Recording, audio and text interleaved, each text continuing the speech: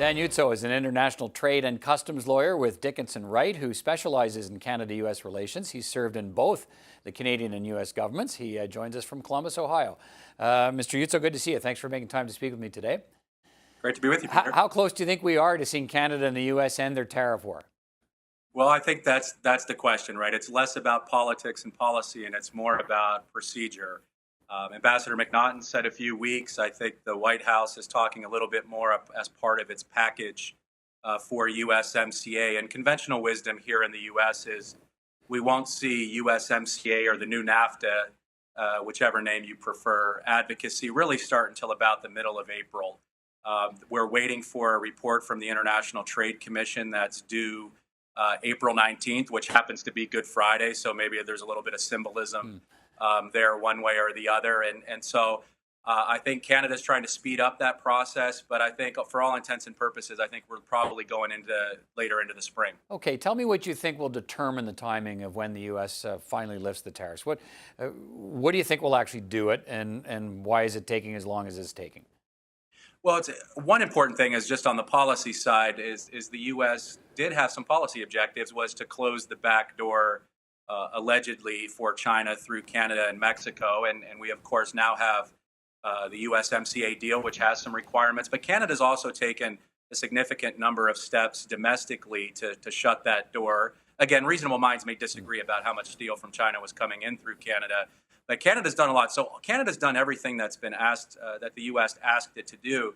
The key thing right now is when the White House goes to talk to members of Congress to get the new NAFTA through to ratification, they really have two cards they're going to play. And the first is, if you give me your yes vote, Mr. Member or Mrs. Member of Congress, I'm going to lift the steel and aluminum tariffs on your district. The other is, we better do this now or President Trump may withdraw from NAFTA.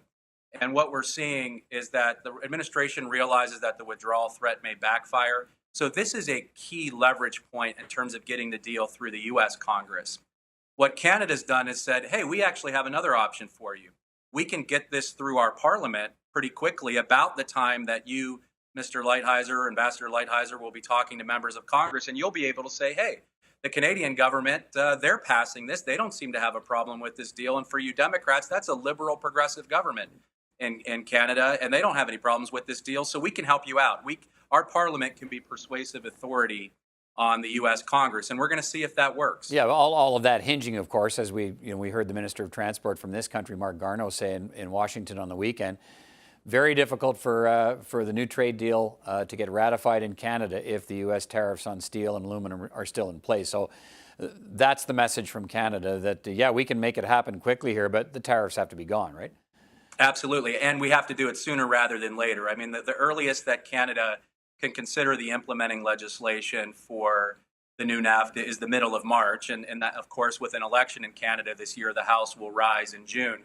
So the message to that, I believe the Canadian government is sharing with members of Congress, and has been actually well before this. We've heard this now for basically, this has been soft pedaled since January, is we have to start our process right now. Let's not wait until April or May. Let's start this process now in March, and this can be helpful. But in order to do that, you'll have to lift those steel and aluminum tariffs. So, and keep in mind, that's important for business, because a lot of steel and aluminum is procured on a quarterly basis. So if you get it off in March, that gives you the second and third quarter and beyond clear. If you start letting this drift into the late spring, early summer, that's another quarter, maybe even longer, that you're going to be dealing with this uncertainty in the market. Right. So tell me a little bit more about this. So when Larry Kudlow says on the weekend, the president's economic advisor says, yes, so Minister Garneau, we hear you. I hear what you're saying, and we want to get the tariffs moved too. So what's he actually saying in terms of the timeline? And are we back to the couple of options you said? One about lifting tariffs, the other the possibility of to get Congress to move, the other saying, approve the USMCA, or I tear up NAFTA, I dump NAFTA altogether. Sure. I think that's a great question. I think there's a universal view, maybe with the exception of one person who's the decision maker, that these tariffs will come off. It's not really a question of if, it's when, and then what that will look like. Are we going to look at a quota or something else?